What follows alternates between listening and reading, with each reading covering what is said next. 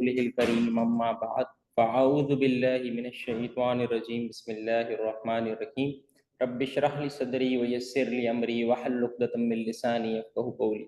अस्सलामु अलैकुम, welcome to our MFA session.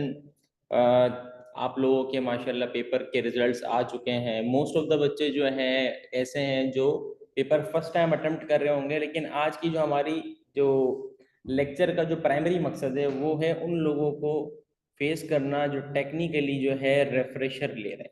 ठीक है, अब देखें यहाँ पर आम तौर पर मैं जो है अपना ज़माना तालिब इल्मी में भी मैं इस चीज़ पर फोकस करता था कि देखें आपने ना मेन जो चीज़ पे फोकस करना होता है ना, लोग फोकस करते हैं मैं फेल हो गया, लोग आउटपुट पे फोकस कर रहे हैं, राइट। लेकिन मैं कह रहा हूं यहाँ आपका जो है ना फोकस आपको जो करना चाहिए ना वो रीजन पे करना चाहिए। Reason of failure is more important than the failure itself. अब फेल क्यों हो रहे हैं हम, रीजन क्या है।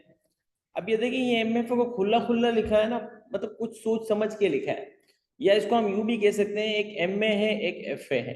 ठीक है, आसान लफ्जों में। अब ये पेपर मोस्टली इसका पासिंग रेशियो ज्यादा है।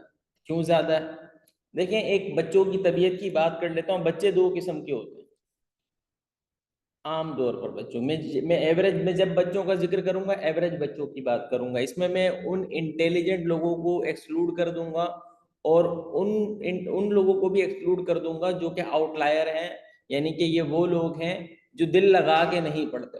ठीक है, और जो एफर्ट नहीं लगाते, मैं उनकी बात करता हूँ। आमतौर पर क्या होता है कि बच्चे या तो क्रैमिंग एक्सपर्ट होते हैं, ठीक है, या फिर बच्चे जो होते हैं वो होते हैं टेक्निकल एक्सपर्ट आमतौर पर।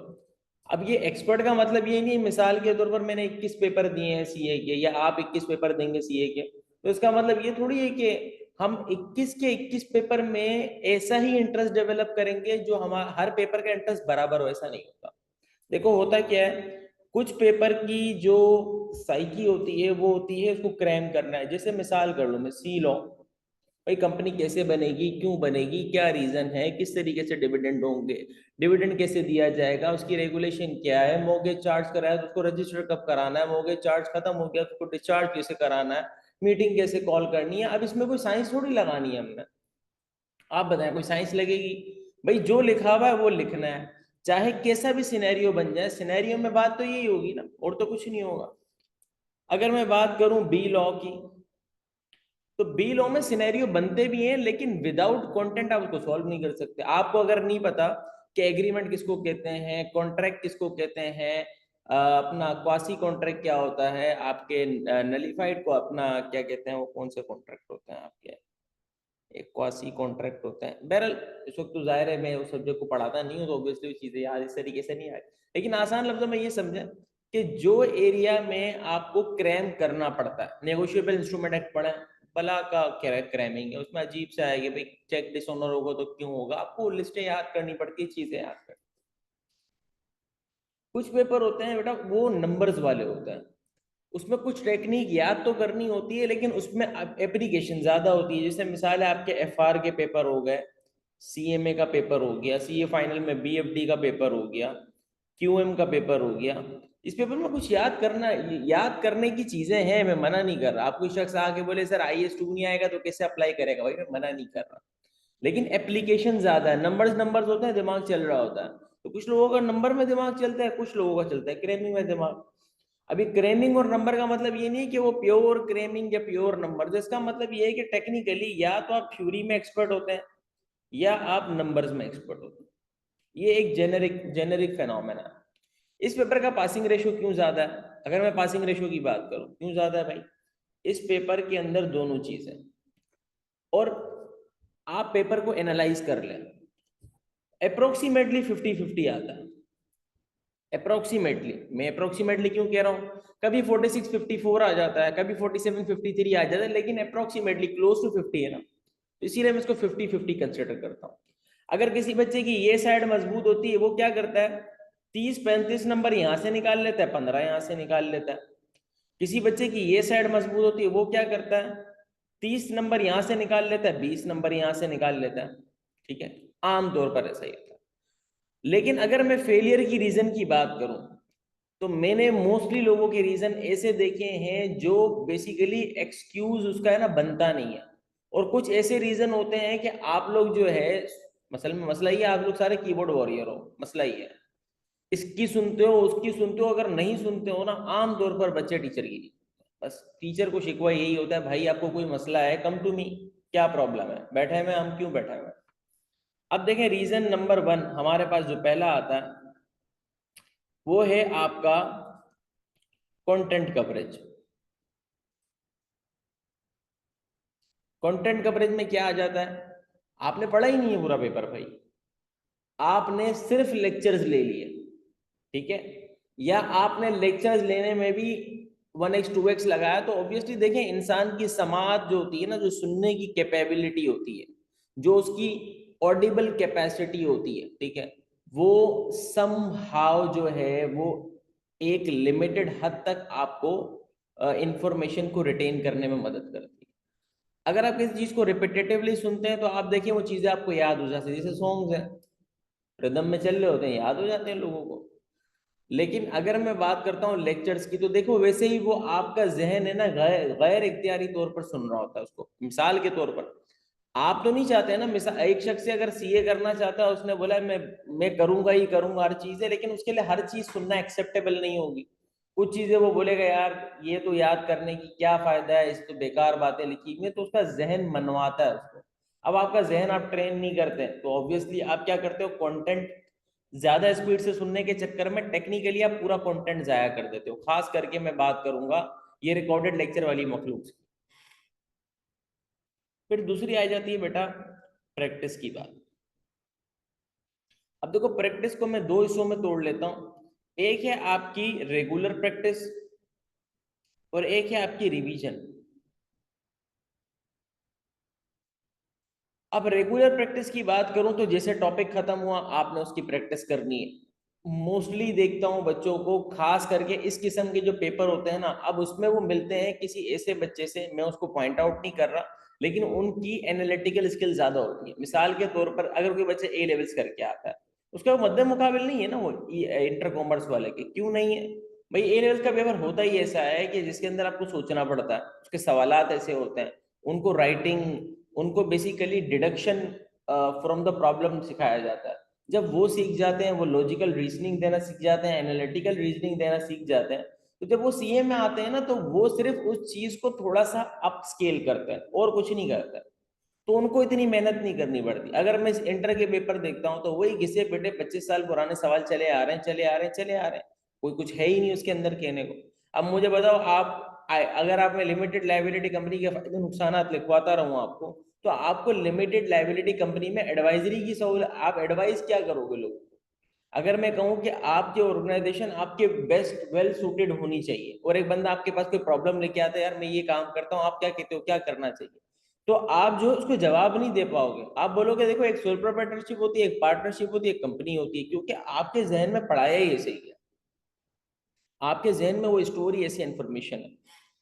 तो यहाँ पर आपको अप स्केल नहीं करना होता, आपको बेसिकली अपने आप को री इन्वेंट करना होता, दोनों में फर्क है, ठीक है। तो आप जो है रेगुलर वाले जो है, जाहिर सी बात है, जो बंदा 1x 2x पे लेक्चर सुन रहा होगा, उसने क्या रिवीजन किया होगा, जस्ट इमेजिन उसने क्या प्रैक्टिस की होगी। अब बात आ जाती है रिवीजन की। देखिए रिवीजन करने का तरीका छुपा हुआ है जब आप लेक्चर लेते हो। जिस बंदे ने लेक्चर सही से लिए और उस बंदे ने उस लेक्चर की प्रॉपर नोटिंग की, प्रॉपर नोट्स बनाया, ठीक है, उसके बाद वो आखिरी में जब पहुंचेगा ना, तो वो अपने नोट्स भी रिवाइज कर ले, काफी है। उसको आईकेप की 4-5 सफ़ों की 400-500 सफ़ों की या 300-350 सफ़ों की बुक पढ़ने की कोई जरूरत नहीं। एक तो ये चीज आ जाती है। अब इसमें मैं मजीद तखसीस करूंगा, यहाँ पर जो है आपके पास मैनेजरियल और फाइनेंशियल एनालिसिस में ज्यादा लोग किसमें तकलीफ जो होते हैं उसको भी डिस्कस करते हैं, लेकिन पहले ये चीज को कर लेते हैं डिस्कस। फिर आ जाता है बेटा एग्जीक्यूशन का टाइम। अभी एग्जीक्यूशन के टाइम में क्या मसला होता है, देखो रिवीजन में है ना, जब आप रिवीजन कर रहे होते हो तो आप क्या करते हो, आप हर चीज को बराबर बराबर रिवीजन कर रहे हो। अब कुछ चीजें ऐसी होती हैं जो वक्त ज्यादा मांगती हैं, और कुछ चीजें ऐसी होती है वक्त क्या कम मांगती है। मिसाल के तौर पर मैं लोगों को जब सीए में पढ़ाता हूं तो मैं एक बात कहता हूं कि अगर आप मटेरियल के 20 सवाल एक जैसे कर लो, वो आपको डोपामीन तो देगा ना, आपको खुशी होगी, आप यूफोरिया वाली फीलिंग में चले जाओगे, आपके भाई को तो कोई भी फेल नहीं कर सकता। लेकिन हकीकत ये है कि मटेरियल के एक जैसे 20 सवाल करने से आपको कुछ भी फायदा नहीं हो रहा, कुछ भी नहीं, क्योंकि आपको कोई वैल्यू ऐड नहीं करा, रादर देन वो घंटे जो आपने उसमें एक्स्ट्रा प्रैक्टिस में लगाए वो आप कहीं और यूटिलाइज कर लेते। और on the other side decision making में आप बच्चों को पूछ लेना, आप अपने जो आपका अपना पास्ट एक्सपीरियंस में बड़ी मुश्किल से दो दो सवाल भी नहीं करते एक एक डिसीजन मेकिंग, जबकि वहां पर केसेस अनेक पड़े हुए हैं, इतने केसेस हैं, इतने केसेस हैं। आप अगर आप 10 साल 15 साल के पास पेपर उठा के देखो तो बाज औकात तो सिनेरियो ऐसा बन के आ जाता है कि बंदा उसको झेल नहीं पाता। सीवीपी में तो बहुत कॉमन है, बहुत कॉमन है, बहुत मुश्किल मुश्किल सवाल आते हैं। ऐसे ही प्रोसेस कॉस्टिंग है, प्रोसेस कॉस्टिंग में मल्टीपल प्रोसेसेस आ गए, बंदे का इंतकाल खत्म, उसको समझ ही नहीं आ रहा करना क्या है। ठीक है, तो ये प्रॉब्लम एक आती है एमएफए में भी, एमएफए में भी सिमिलर प्रॉब्लम आती है। जब आप सिमिलर तरीके के सवालात कर रहे हो, उसका टाइम आप कहीं और लगा, मिसाल के तौर आप पेस्टल पढ़ रहे हो, भाई ऐसा क्या पढ़ लोगे पेस्टल में जो आपको बम बना देगा, कुछ भी नहीं बनाएगा वो। पेस्टल में अगर आपको की पॉइंट्स पता है, पॉलिटिकल क्या है, इकोनॉमिकल क्या है, सोशल क्या है, टेक्नोलॉजिकल क्या है, इकोलॉजिकल क्या है, लीगल क्या है, दैट्स इट। ये फैक्टर होते हैं, 4-5 एग्जाम्पल पढ़ लिए अपने पास, जब नोटिंग बनाए छोटी छोटी एग्जाम्पल्स लिख के खत्म की।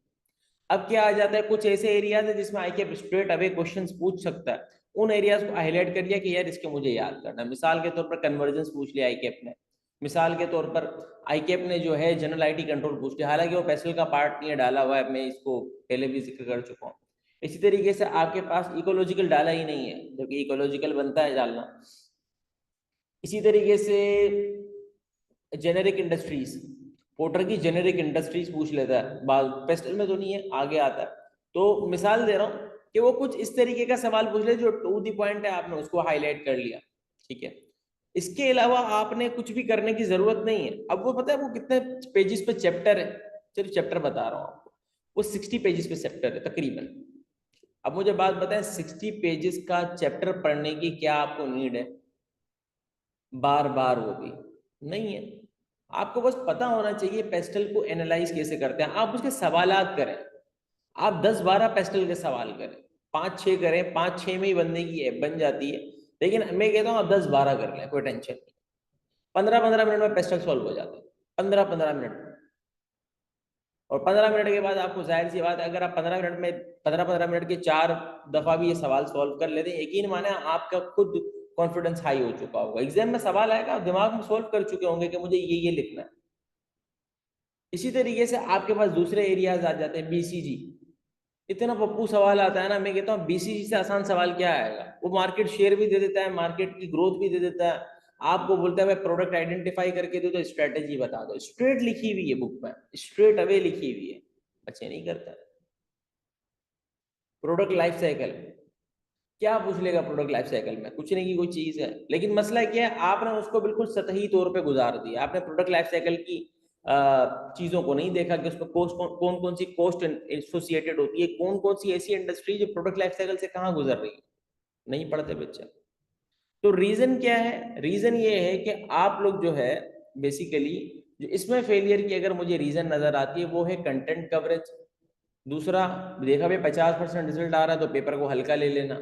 ठीक है, तीसरी चीज, आपके जब जाहिर है कंटेंट कवरेज अगर आपने अच्छी कर दी लेकिन रिवीजन आपकी बड़ी फारग है वो। चौथी चीज आ जाती है आपके पास, जो मैं समझता हूँ वो है एग्जीक्यूशन। लेकिन रिवीजन में एग्जीक्यूशन की जो मैं बात कर रहा था, तो एग्जीक्यूशन छुपी भी है रिवीजन की टेक्निक में। कैसे?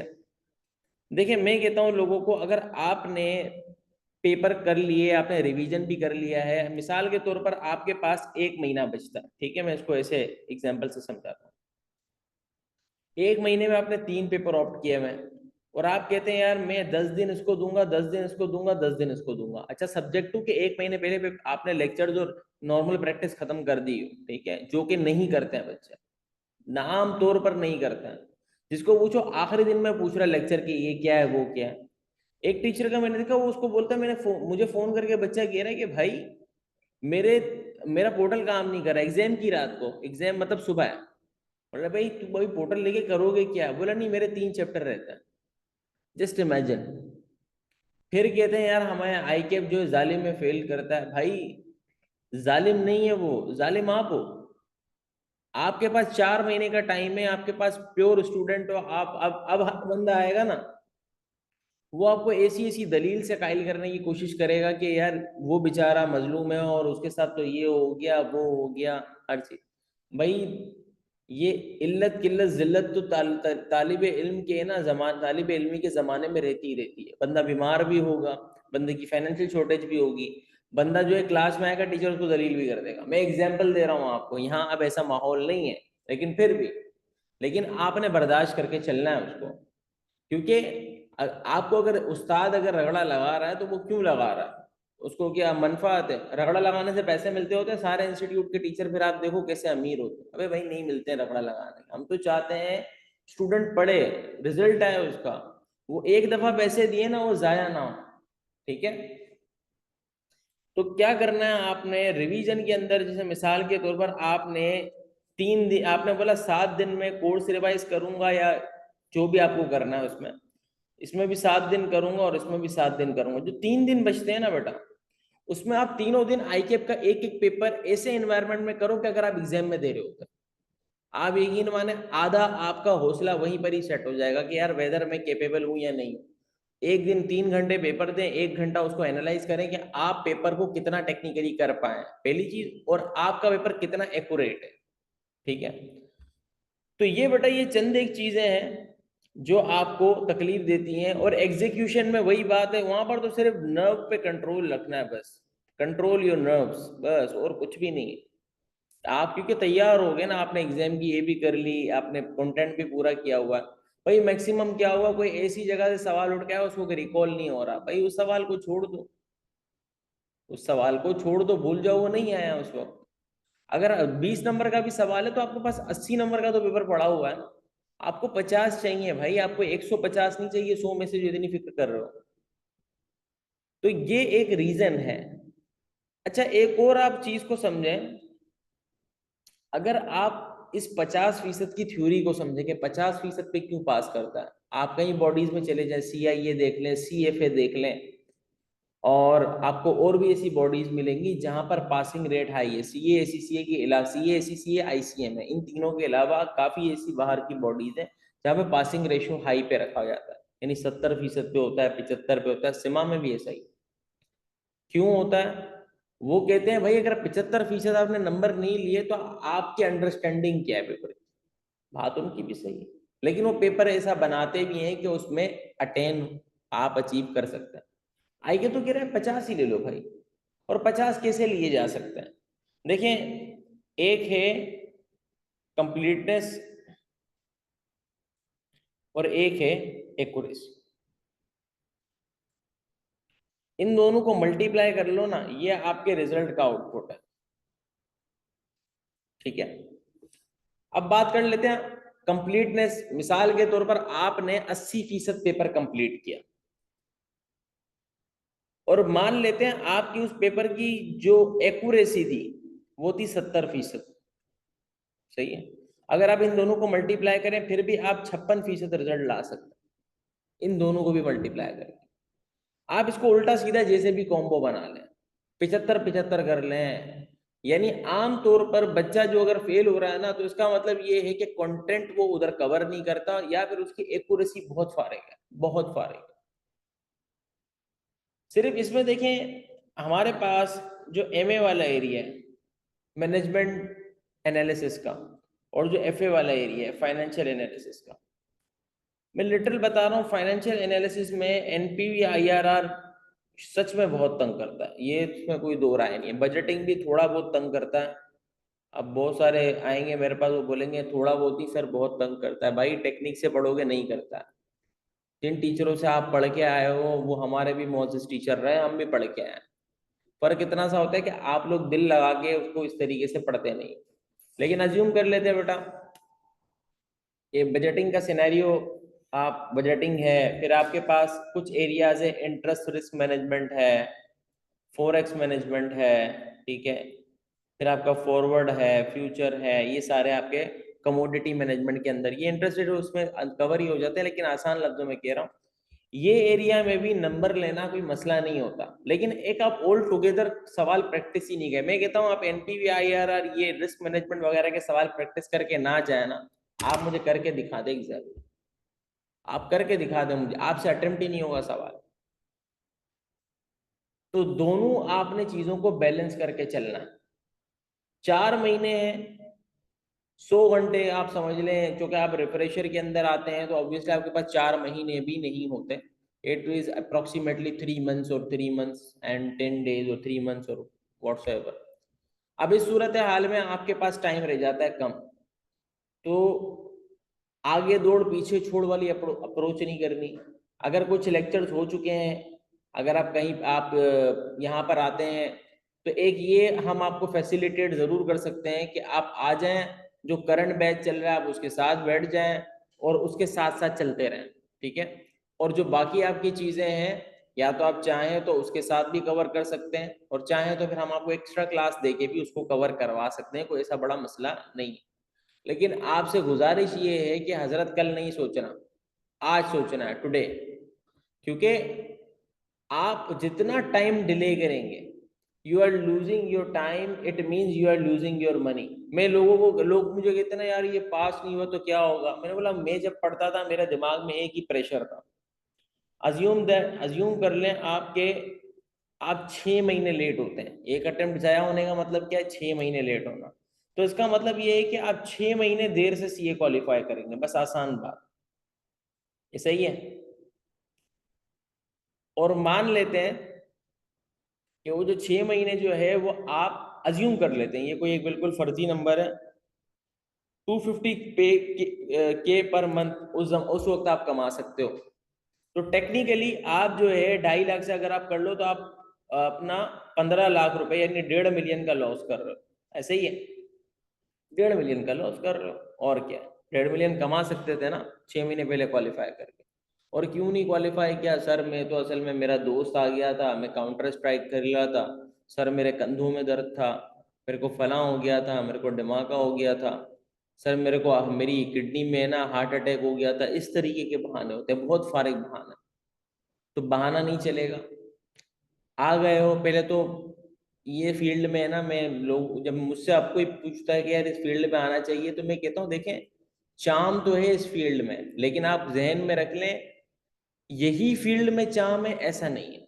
देयर आर नोमीगेस फील्ड्स। किसी के कहने पे या सिर्फ पैसों की अप्रोच करने के लिए आप अपने पैशन वगैरह को छोड़ के आए तो ऐसा ना करें। लेकिन अगर आप चूज कर चुके हैं तो भाई अब आप चूज कर चुके हैं, ये लाल बटन नहीं दबाना था, दबा दिया है आपने। अब आपने सिर्फ और सिर्फ अपनी राह को सीधा रखना है, मेहनत करनी है, कोशिश करनी है कि किसी ना किसी तरीके से आप इसको क्या कर लें, अडॉप्ट कर लें, चीज़ों को समझ लें, कर लें और इस पेपरों को निकाल दें, बिल्कुल निकाल दें। आप लोग बड़े, आप बहुत सारे लोग ये बोलते होंगे यार हमारे तो पेपर निकलते नहीं, फलां नहीं निकलते और हमारी तो अंडरस्टैंडिंग नहीं है।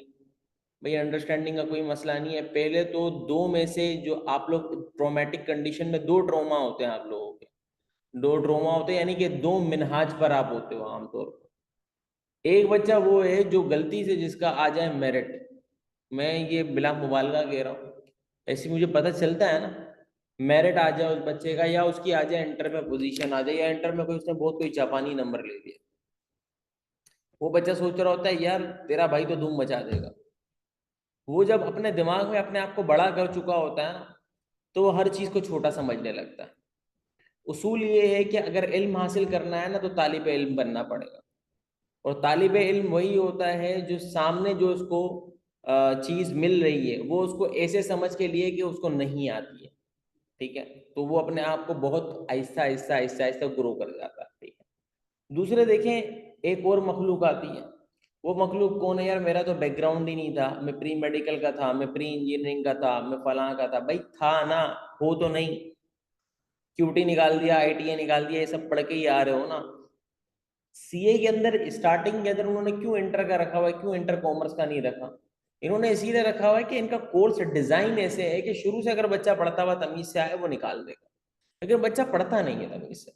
तो मेरी आप लोगों से गुजारिश है, इस ट्रॉमा से बाहर आए, अपने आप से ऑनेस्ट हो जाए। और बिस्मिल्लाह करें आ जाए, एमएफए कुछ भी नहीं है। मैं कहता हूँ एमएफए सीए में, एमएफए सीए में मैं कहता हूँ एमएस से कुछ नहीं है, लेकिन शर्त क्या है, आपको अपनी विलिंगनेस और अपने आप के साथ कमिटमेंट करनी पड़ेगी। बहुत सारे ऐसे बच्चे हैं मेरे खुद के दोस्त, मैं आपको एक अपने स्टूडेंट का वाकया बताता हूँ। सखर का स्टूडेंट है मेरा, सखर में स्क्राइबर का। तो वो बंदा जो है, मैं आपको किस्सा बताऊं, वो वहां पर पढ़ता था, उस जमाने में FAR 1 पढ़ा था उससे। तो बड़ा मुझसे मुलाकात होती रहती थी, यहाँ भी कराची आ गया फिर थोड़े अरसे के बाद।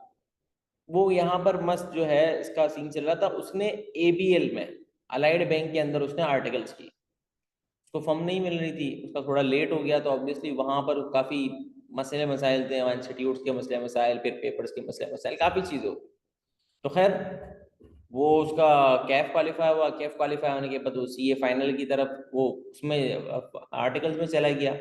अच्छा, आम तौर पर है ना, ऐसे बच्चे कैफ क्वालिफाई क्वालिफाई भी कर लेते हैं ना, तो उनकी भूख मिट जाती है, क्योंकि वो ऐसे बच्चे होते हैं, वो बोलते हैं यार कम से कम कुछ तो मिल गया, क्योंकि वो बेचारे बड़े मुश्किल से पढ़ के आते हैं। हम कराची वाले जब बोलते हैं ना यार हमने बड़ी एफर्ट की है, भाई तुम्हारे पास तो समंदर है अपॉर्चुनिटीज का।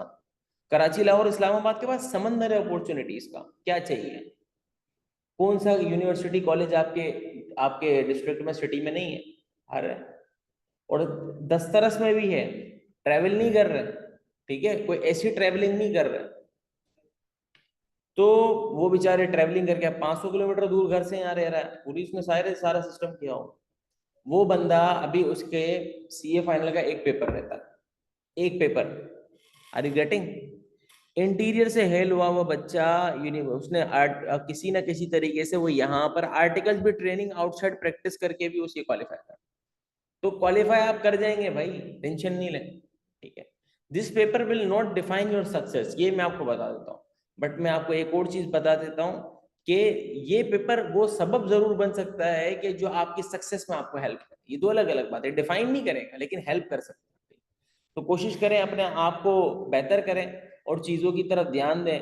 आज की सिर्फ क्लास का मकसद यही था कि आप लोग जो है एक तो उन उन निकात से जो है रोशनास हो कि आप क्या मसला क्या हो रहा है, और दूसरा जो है हमारे पास जो है ये भी चीज़ आप लोगों के जहन में आ जाए कि देखें, it's too late but it's better to be late than never, ठीक है।